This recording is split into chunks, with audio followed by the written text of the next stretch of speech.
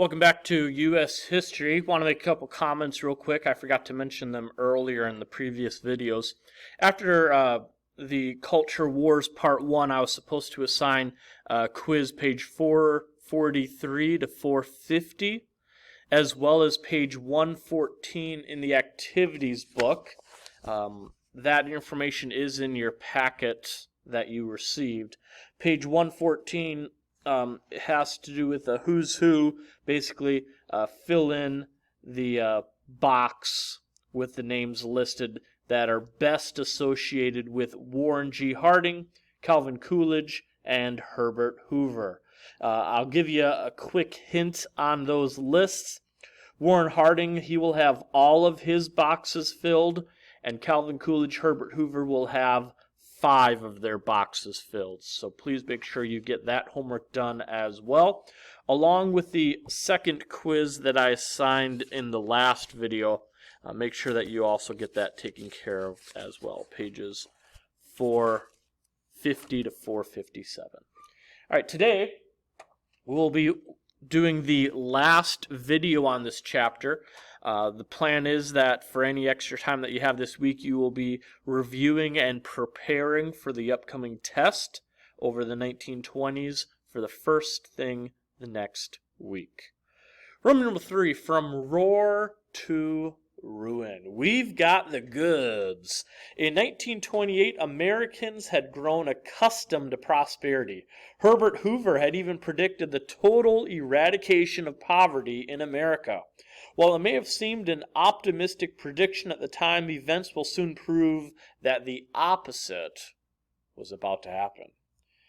If America was on the road to ruin, it was certainly driving there in style. Number 1, more cars. In 1920, there were about 9 million cars in America. By 1929, there were over 26 million vehicles. Ford's Model T had provided a convenient and cheap car, but other cars were available as well. Although a Ford Roadster could be purchased for $260 in 1925, Americans were beginning to cast their eyes on a wide variety of other cars. Among them were Packards, Chevrolets, Cadillacs, Jordans, Cords, Dodges, Hudsons, Buicks, Durants, Auburns, and Pierce Arrows.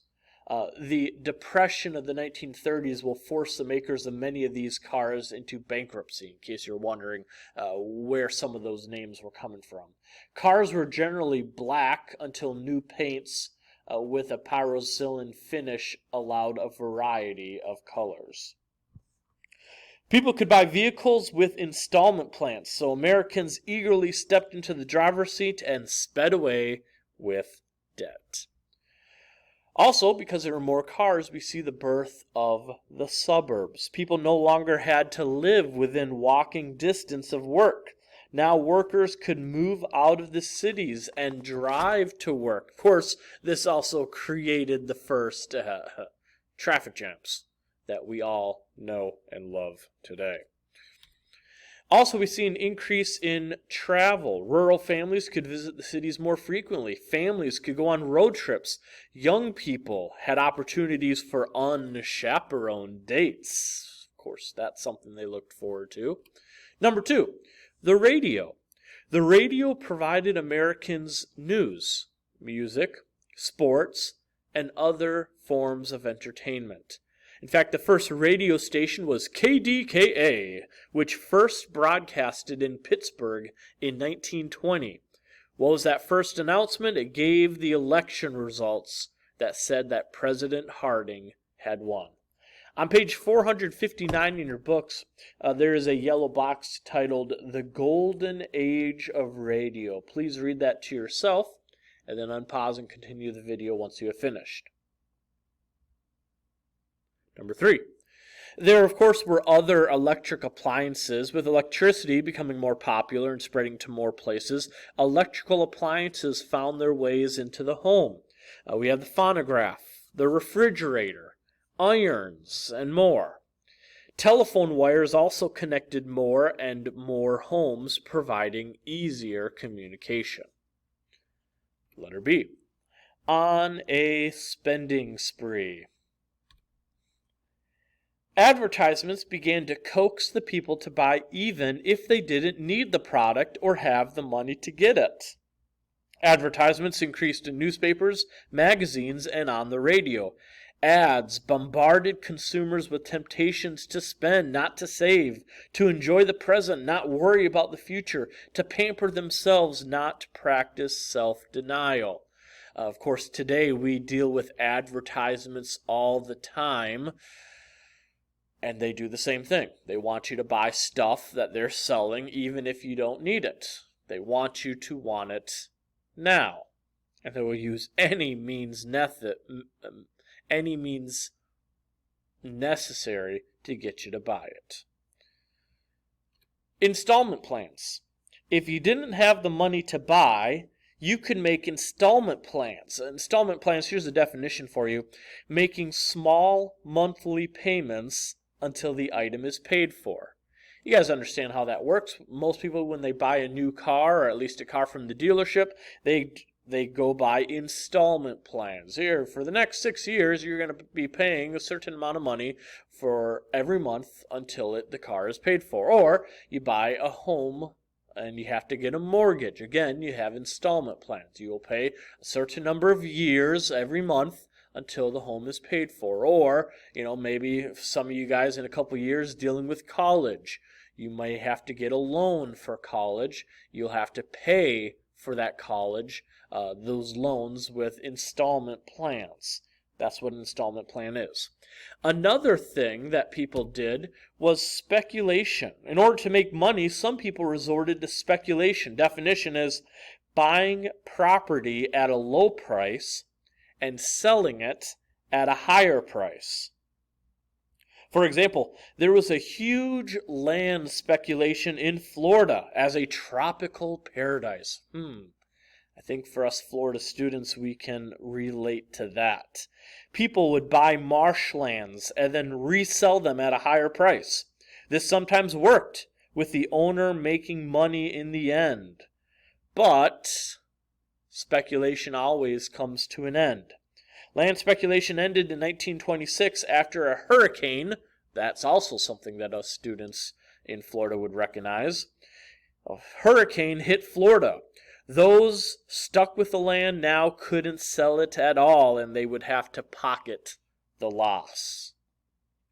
I think in 2010 or 2012, we had that last great mortgage crisis bubble burst that took place across the nation.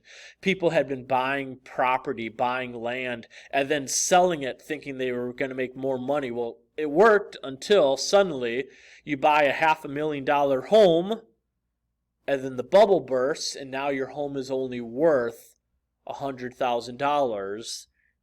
You can't even sell the home.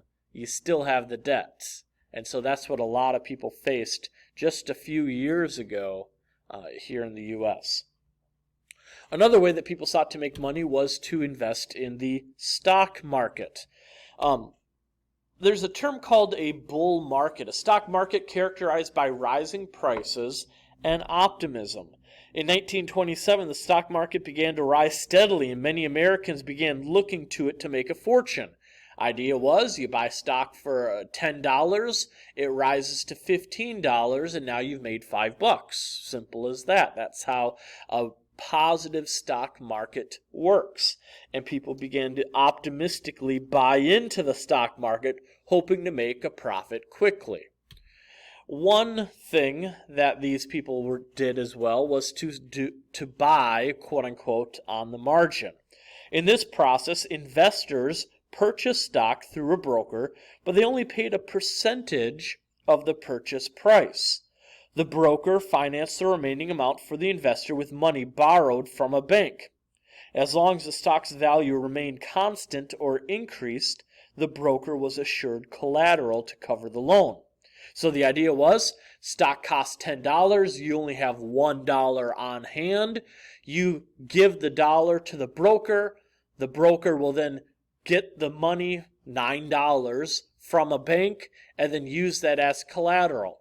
As the stock improved in value, going from $10 to $15, hey, you just made $5, that will go towards your debt.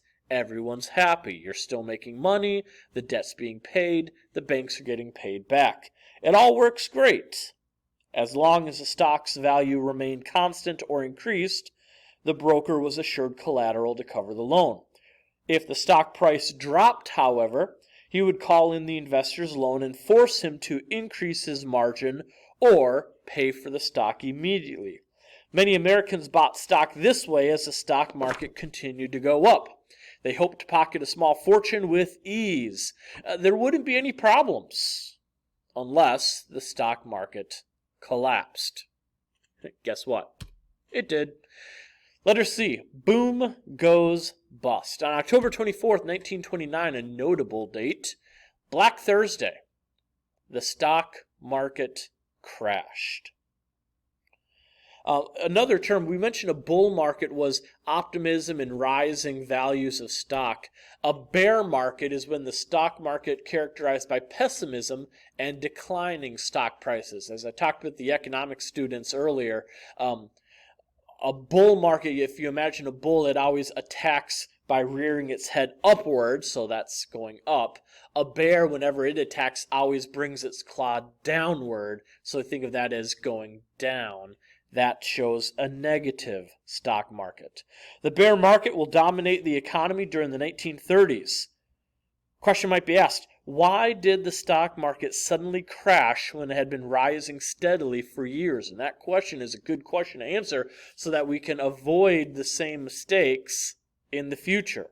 So, reasons for the crash, and we'll finish up the notes with this. Number one, post-World War I economic problems. As previously mentioned, the circle of debt with Germany and the Allies continued to grow and cause economic problems in the world. Number two, inflation of the money supply. During this time, the Federal Reserve System had been established, and it began to expand credit and to pump more money into the economy. More money initiated a new but artificial economic boom. Debts increased, prices of real estate and stocks rose, and when the Federal Reserve abandoned the easy money policy in 1929, correcting for its mistake, the economy began to readjust itself to match the true economic situation. The resulting collapse of credit devastated America's financial market. Number three, industries faced a shrinking market for their products. By the late 1920s, most Americans had bought a car and were still paying for the one they had gotten. The demand for new cars decreased. Other appliances had been bought and now people could not afford or didn't want anymore. Also, the high tariffs closed the possibility of selling products to other countries. These conditions forced many businesses to lay off workers even before the collapse. A real simple illustration. You buy a car because you need one, now you've got one. You don't need to buy a car. Now, millions of people buy a car, they got one, they don't need another one. Well, what happens to the auto industry? Suddenly there's a shrinking demand. They make fewer cars. Well, with fewer cars, they have to lay off workers. You lay off workers, some people don't have jobs, they don't have an income, they can't buy things. If they can't buy things, businesses lose business. If a business loses business, they have to downsize. They fire more workers. And you can see how that circle of depression gets worse and worse.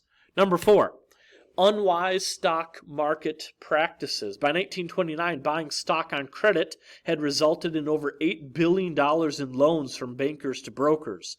The only hope of paying off that debt would be continued increases in the stock market. That was a risky hope at best. The worth of the stocks increased only because people kept buying stocks. The businesses themselves had not grown more prosperous. The crash ended the speculative inflation and consumed the money that banks, brokers, and investors had tied to them.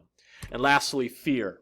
Now mired in debt and pessimistic about their future, Americans tightened their belts to regain their own economic security. By reducing consumer spending, it only increased the economic depression.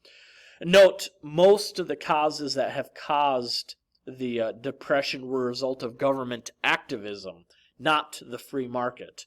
During the Great Depression, more government action will only prolong it.